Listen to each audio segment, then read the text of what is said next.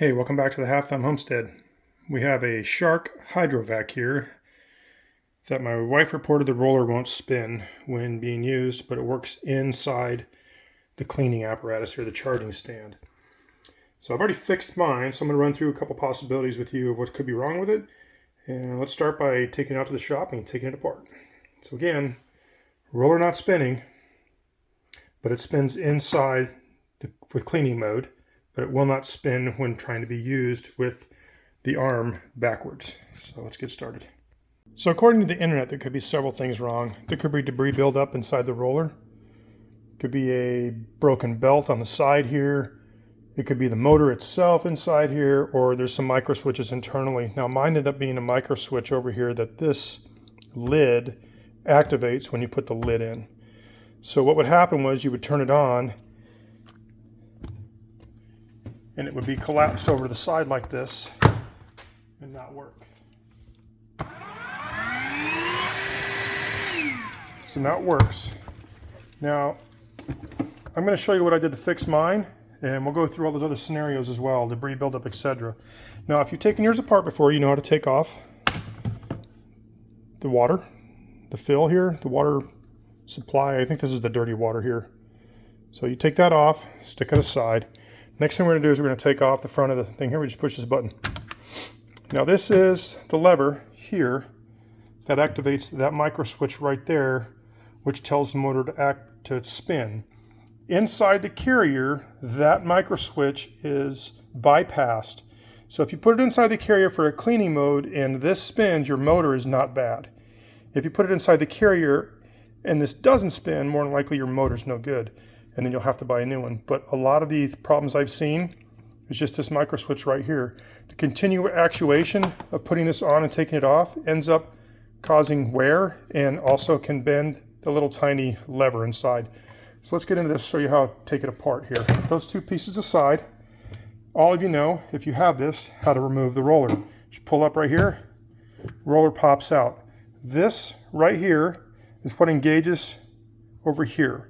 It has a planetary gear inside that reduces the speed of the motor down to make this go a lot slower, probably 1/3 or maybe even 1/4 the speed of the actual motor spinning. So I'll show you that when we take it apart. We'll set that aside as well and get it out of the way. Next thing we got to do is we got to take the squeegee off the back. Now that is these 4 Phillips screws right here. Now I specify the word Phillips because every one of the other screws in this is going to be Torx, a Torx bit. Internally, there's safety Torx bits. So there's 4 of these that come off to remove the squeegee here.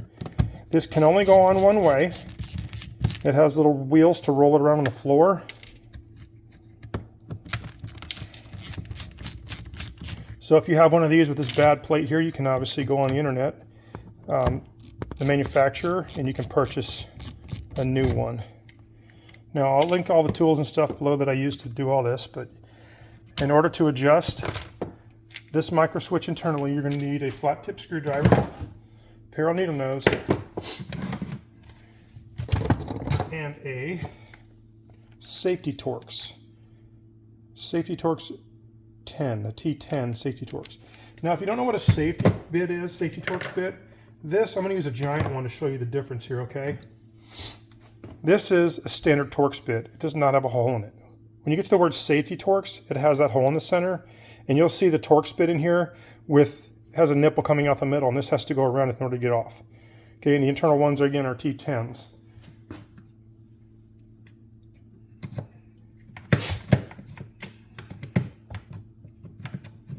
So I have it set up where you can't get inside these holes with your standard giant end here, and most of the kits you purchase with a safety Torx are going to be the standard size Torx bit, which roughly, what is that, a 1/2 inch long?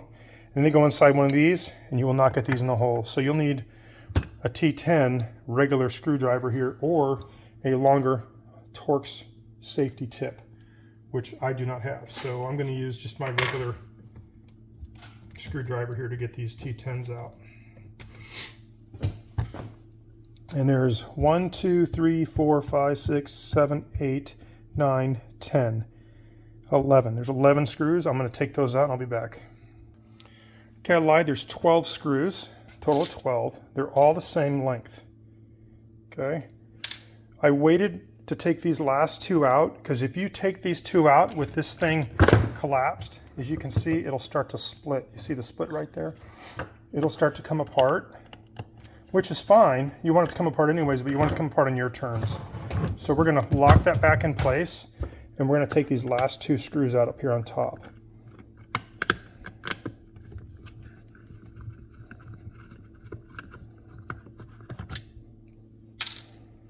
Again, they're all the same size. It has 12 screws holding the base in, not including the 4 screws holding the wiper. See, it's separating.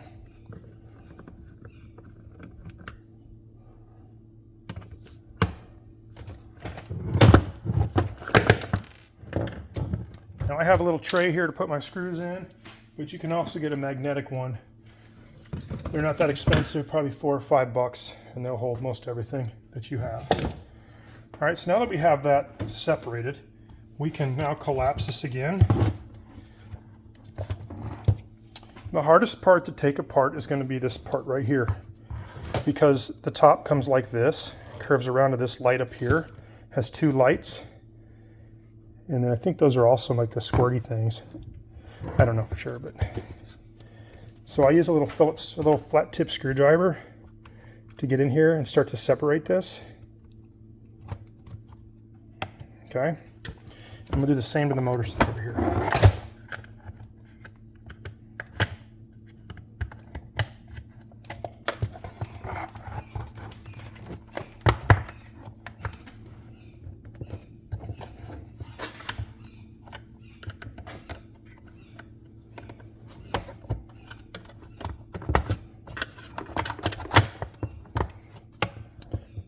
This is the side that won't release over here.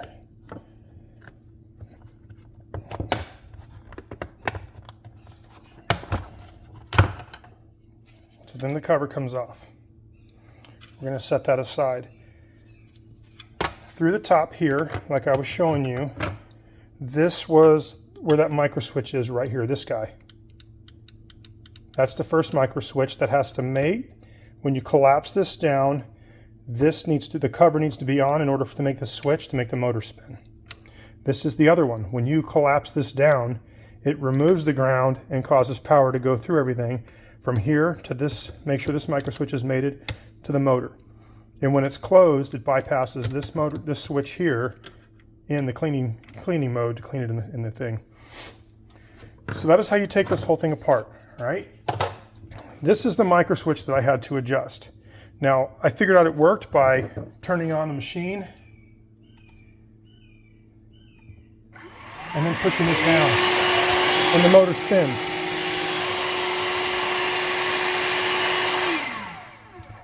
So let's take this apart so you can see how everything works, right? So first we're going to take off the microswitch here. Now these are safety tips. This is the one I told you about a second ago. It is the same T10. And there's 2 of these screws, 2 safety screws. See that little nip on the side there? That makes them safety Torx. The bottom one's not real easy to get to with this type of drill tip on it. Now you don't have to use electricity, but it sure is nice.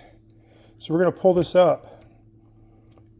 And that's the microswitch right there. That's what that's called, a microswitch. You have wires, and this is what it clicks. You're just making that right there. So what I did was I took my needle nose and I bent this. I removed this as well. This is also a Torx on top. It has a spring underneath it. Special screw. This comes up.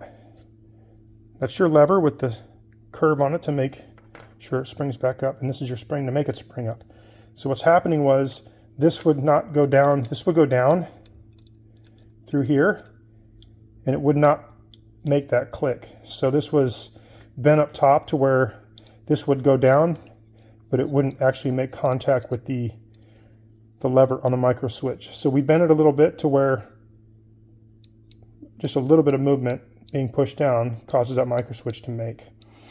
So if you have that problem, and like I just showed you, you turn the machine on and you push that little lever on and your motor goes, this micro switch is not bent correctly. So we have to bend it out to make sure it gets mated, makes contact there, okay? To put it back together, we take our spring, goes on the square box there, drop your actuation tab back down there, put your screw back in. Now don't smoke these down, you'll strip them out and you won't be able to use it anymore. The wires get tucked down inside here. You have one screw that goes back there and one screw that goes here. And then this thing goes in the tab up front like so. And we just kind of push it in place. And we'll put those two screws back in and resecure that.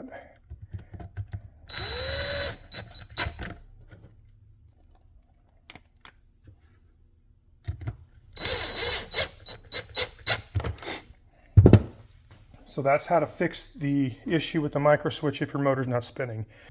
So if you look at the wiring, it goes around this screw, around there, and inside, okay?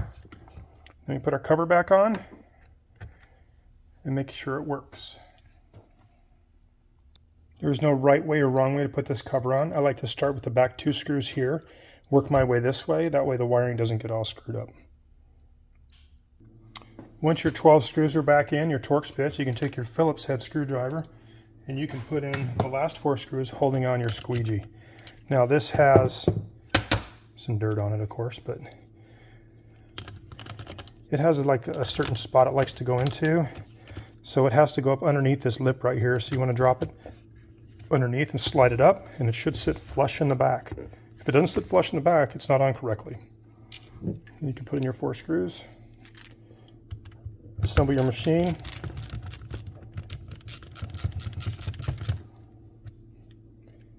And start cleaning.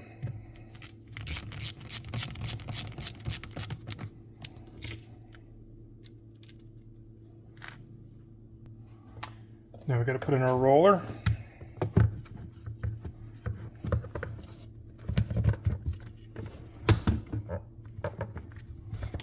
Stick on our cover plate.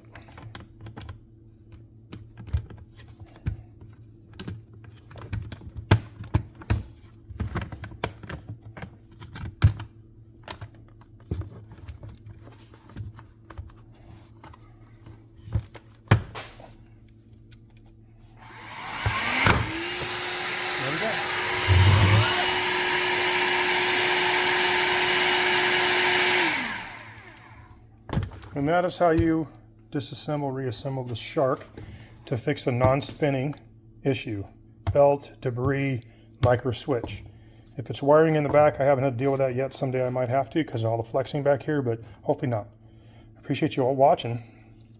All the tools I used in this video here. Your standard Phillips screwdriver. Now this is a snap-on, but you can get one of these exactly like this. A ratcheting screwdriver that is awesome. You will never, ever regret buying one of these.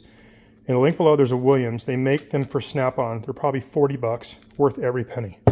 Pair of needle nose, small flat tip screwdriver, safety Torx bits. Now you can get the long ones or short ones, and the regular Torx bits.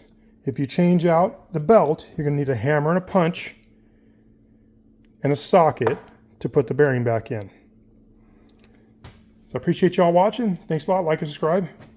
Have fun out.